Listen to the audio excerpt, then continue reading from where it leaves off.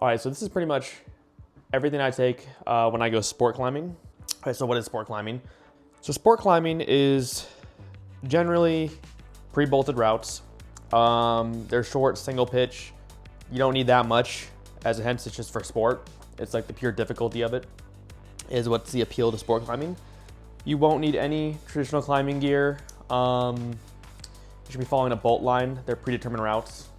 It's pretty simple in terms of the styles of climbing, where it's just you just need your quick draws and you kind of just go up and climb this route that somebody else has put up.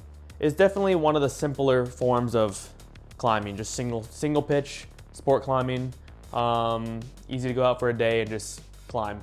So I have a lot of things here. This is generally what I take to the crag, but not everything here is necessary. I have some extra stuff that I have for just things that could happen when you're out there. So I'll start off with the necessary things. Harness and shoes. These are step ones right here. So this is the Edelrid Moe 3R. So essentially for sport days, I keep a light harness. Something that's like not big and beefy. You're not gonna need something like this, which is super big, beefy, double belay loops. This is for like, you're on the wall multiple days. Generally, sport climbing days are gonna be super athletic. You're kind of trying hard and you wanna have a light, really mobile harness. So that's why I have this, like, it's kind of thin, kind of looks alpine-ish, but it's not. And then your shoes. I have my hard send shoes for sport, which is Tanayandalos. Some more essentials, probably be your belay devices. We have a Grigri on this side, and then ATC on here, right here. Other than that, those are pretty much the necessities if your climbing partner or somebody who's taking you out has all the gear. So just for sheer climbing, harness, shoes, maybe your climbing partner will have a belay device that they can let you use, but generally you want to have your own. And then I guess a chalk bag too. Throw the chalk bag in there. As Alex Honnold says, your phone, wallet, keys, harness, shoes, chalk bag. All right, getting into the actual gear for sport climbing, I'll start us off with the quick draws. So generally, you'll be following a bolt line up for sport climbing, and you'll be taking these off your harness and clipping them into the bolts, and then clipping the rope through the quick draws, and that's your gear. Super simple. It's supposed to be quick. It's supposed to be easy. It's designed in a way that reduces the thought of protection, basically allowing you to try harder because you don't have to worry as much about your gear placements and how well they'll hold in the rock. So I have a few different types of quick draws.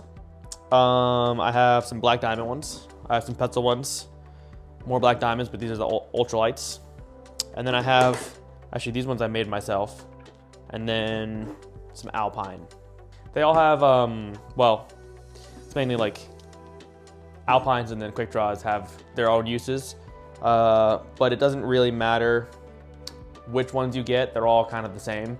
I will say that the ultralights are what the name says. They're ultralight, so it's easier it's lighter on your body. You just clip them on. They don't work better or worse than the standard ones. I don't know the price difference on these, but you know, these are a bit beefier and these are just lighter. That's all they are. And then Alpines just extend for technical traversing or whatever. There's multiple uses, but basically whatever you need them for. And they also just work as normal quick draws as well.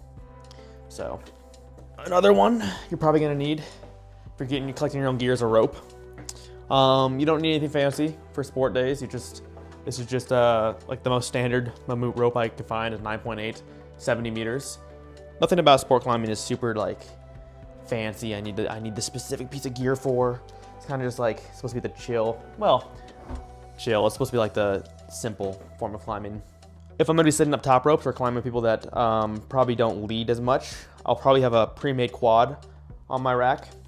A PA device helps with cleaning anchors and just overall anchor management. I always have a PA on my harness. This is the connect adjust. And then I have like an additional little thing here for me to pull on when it's tensioned. And then this is my trio of rappel gear in case I need it. So this is like a rappel extension off a dog bone. And then this is my third hand. Then I rappel off at ATC. Most of the time, I rappel off at ATC. I also bring like a little warm-up device. This is just a tension block on some bands for warming up the fingers. And then do some more stretching. And then lastly, I'll probably have a guidebook for the place. Generally, you want to know what you're climbing. So this is for Owens River Gorge. But Mountain Project also works. I prefer guidebooks, but generally you want to know the area and know the route you're climbing on, because sometimes they're not as fun. Sometimes they can be a little dangerous. So you really want to know where you're at. All right, so that's generally about it for a sport day. If you have any questions or anything you guys would like to know more about, please drop a comment. Until then, thank you.